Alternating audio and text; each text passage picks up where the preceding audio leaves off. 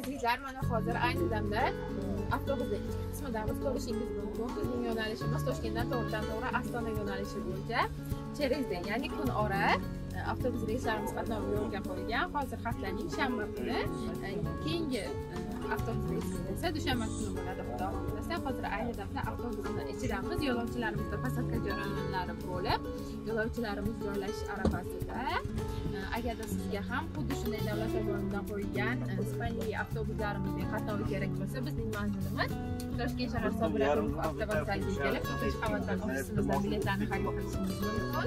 Yoki ekranda qoldirilgan raqamlarga bog'lanib, sizni qiziqtirgan savollarga javob olishingiz mumkin. Hozir esa ayni damda yo'lovchilarimiz bilan qisqacha suhbat jarayonini olib boramiz. Qayerga ketyapsiz? Ostonaga bilet narxlarimiz qancha bo'lyapti? 515 ming. Aha, sizga ma'qul keldimi? Oldin ham avtobuslardan foydalanganmisiz? Muhimi davlatnikimikan, davlat qonuninikikan. Oldin ham avtobuslardan foydalanganman deyapsiz. Qulayliklari haqida nima deya olasiz? Boshqalarga ham tavsiya qilarmisiz? Rahmat sizga, yaxshi ishlar.